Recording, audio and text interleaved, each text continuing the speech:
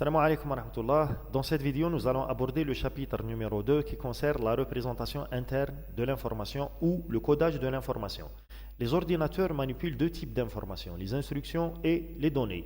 Les données sont divisées en deux types, les caractères et les données numériques. Pour les données numériques, il y a trois sortes d'informations ou trois sortes de données. Il y a les entiers non signés, l'adad dun ishara, les entiers signés et les nombres fractionnaires ou les nombres réels. On commence par la représentation des entiers non signés, c'est les nombres naturels, l'adad at-tabi'iyya. Pour représenter une valeur considérée comme entier non signé, directement on fait la conversion décimale vers le binaire sur n bits. Exemple, on cherche la représentation du 25. Ici, le 25 est considéré comme un entier non signé sur 8 bits. Qu'est-ce qu'on fait? Par méthode de division, le 25 c'est le 1, 1, double 0, 1. Puisqu'on travaille sur 8 bits, on doit complémenter les autres bits par des 0. L'intervalle des valeurs représentables pour les entiers non signés, la plus petite valeur, si vous travaillez sur n, c'est 0, 0, 0, 0, 0, 0 partout. Donc en décimale, c'est le 0. Et la plus grande valeur, c'est 1 partout, qui est égal à 2 puissance n moins 1. La plus petite valeur est la plus grande. Pour les entiers signés, il existe trois techniques. Il y a la méthode signe et valeur absolue, SVA, le complément à 1 et le complément à 2. Pour la méthode SVA, comment coder une valeur en SVA? Premièrement, il faut regarder le signe du nombre. Si le signe du nombre est plus, on met un 0 pour le bit du poids fort, sinon on met un 1. Et on représente la valeur absolue du nombre sur les n-1 bits restants. Je prends un exemple. Si vous cherchez le moins 15 en SVA sur 8 bits, qu'est-ce qu'il faut faire? Ici, c'est un nombre négatif, donc je mets un 1 dans le bit du poids fort, et les n-1 bits, ici, on met la valeur absolue du 15 par division, c'est le 1, 1, 1, et on ajoute 3 zéros. Le tout est représenté sur 8 bits. La même chose pour plus 20. Ici, le signe, c'est un plus, donc c'est un 0. Et les n-1 bits sont consacrés pour représenter le 20, qui est le 1, 0, 1, double 0. L'opération inverse maintenant, si on vous donne des valeurs écrites en SVA et vous cherchez la valeur correspondante en décimale, qu'est-ce qu'il faut faire? Regardez le dernier bit. Si le dernier bit est 0, vous mettez un plus et vous convertissez les n-1 bits par écriture polynomiale. Ici, on trouve plus 9. Sinon, donc, si le dernier bit ou le bit du poids fort est égal à 1, vous mettez moins et vous convertissez les n-1 bits par écriture polynomiale et vous aurez moins 5. Voici un exemple. On cherche toutes les valeurs représentables en SVA sur 4 bits, toutes les valeurs possibles, toutes les combinaisons possibles. Pour le plus 0, ici 0 c'est le plus, 0, 0, 0, plus 1 c'est 0, 0, 0, 1, jusqu'à plus 7 c'est 0, 1, 1, 1. Pour les valeurs négatives, la même chose. Pour le moins 0, je change seulement ici le signe, c'est le 1 et 3, 0. Le moins 1, c'est le 1, double 0, 1. Jusqu'à moins 7, c'est le 1 et 1, 1, 1. On remarque ici que sur 4 bits, la plus petite valeur c'est le moins 7 jusqu'à plus 7. La règle générale, l'intervalle des valeurs représentables en SVA sur un bit du moins 2 à la puissance n-1 moins 1 jusqu'à plus 2 à la puissance n-1 moins 1.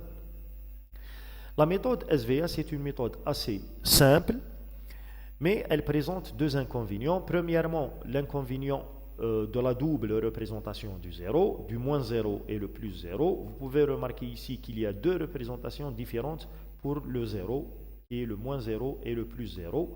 En mathématiques, il y a seulement un seul 0, donc ça c'est un problème.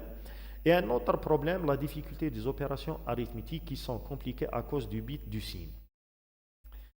Donc pour faire par exemple une opération d'addition, ici je prends un exemple, le 5 moins 2, on peut le résumer en 5 plus moins 2. J'ai remplacé ici l'opération de soustraction par l'addition du moins 2. Si vous faites l'addition 1 plus 0, c'est un 1, 0 plus 1, 1, 1 plus 0, 1 et 0 plus 1, 1. Vous aurez un résultat qui est le moins 7. Mais en réalité, le résultat, c'est plus 3. 5 moins 2, c'est plus 3. Donc ici, on remarque que le résultat est faux. Pour pouvoir effectuer les opérations correctement, on a besoin de deux types de circuits. Un circuit qui fait l'addition et un circuit qui fait la soustraction. Mais l'idéal est d'avoir un seul circuit qui fait les deux opérations à la fois. On passe à la deuxième méthode, appelée le complément à 1. En complément à 1, si le nombre est positif, on va faire directement la conversion décimale binaire par méthode de division. Je prends un exemple, le plus 12. Vous divisez le 12, c'est le 1, 1, 0, 0. Puisque vous travaillez ici sur 8 bits, vous complétez par des zéros à gauche. Donc ici, pour les nombres positifs, il n'y a aucun problème. Maintenant, si le nombre est négatif, qu'est-ce qu'on fait? On va écrire sa représentation positive et inverser les bits. Ça veut dire quoi inverser les bits? Le 0 devient 1 et le 1 devient 0. Exemple, je cherche la valeur moins 23 en complément à 1 sur 8 bits. Je commence par représenter le plus 23 sur 8 bits. Voici la représentation de plus 23. Maintenant, pour chercher le moins 23 en complément à 1, j'inverse chaque bit et vous aurez 1, 1, 1, 0, 1 et 3, 0. L'opération inverse maintenant, si on vous donne une valeur qui est représentée en C1 et on vous demande de chercher la valeur décimale, qu'est-ce qu'on fait? On regarde toujours le dernier bit, le bit du poids fort. Si le dernier bit est 0, vous mettez plus et vous convertissez les n-1 bits par écriture polynomiale. Si le dernier bit est 1, vous mettez moins, vous inversez les n-1 bits et vous convertissez par méthode polynomiale. Voici un exemple. Ici, la première valeur 4041. Ici, on remarque que le bit du poids fort est égal à 0, donc c'est un nombre positif, plus, et vous faites la conversion des n-1 bits par écriture polynomiale, et vous aurez plus 15. Ici, c'est un nombre, on remarque que le dernier bit est égal à 1, c'est un nombre négatif, donc c'est un moins, et j'inverse les n-1 bits, et vous faites l'écriture polynomiale, à la fin, vous aurez moins 12. La même chose ici, on cherche toutes les valeurs représentables sur 4 bits en complément à 1. Vous tracez le tableau, le 0, le 1, le 2, le 3, le 4, 5, 6, 7. Ils gardent la même écriture qu'en SVA. Maintenant, si on cherche le moins 0, on doit inverser l'écriture du plus 0. Le moins 1, inverser le plus 1. Le moins 7, inverser le plus 7. On remarque ici que l'intervalle, c'est le même qu'en SVA. Donc, la règle générale, l'intervalle du moins 2 à la puissance n-1 moins 1 jusqu'à plus 2 à la puissance n-1 moins 1. On remarque ici qu'on n'a pas résolu le problème de la double représentation du 0. En complément à 1, toujours, il y a deux représentations du 0. Donc, ça, c'est un problème. Maintenant, pour les opérations arithmétiques, on va appliquer le principe d'addition en complément à 1. On va additionner bit par bit. S'il y a une retenue qui est générée par le bit de signe, elle doit être additionnée au résultat de l'opération. Je prends un exemple, le 5 plus 2, vous faites l'opération d'addition, vous aurez un résultat correct. Le moins 5 plus moins 2, vous faites l'opération.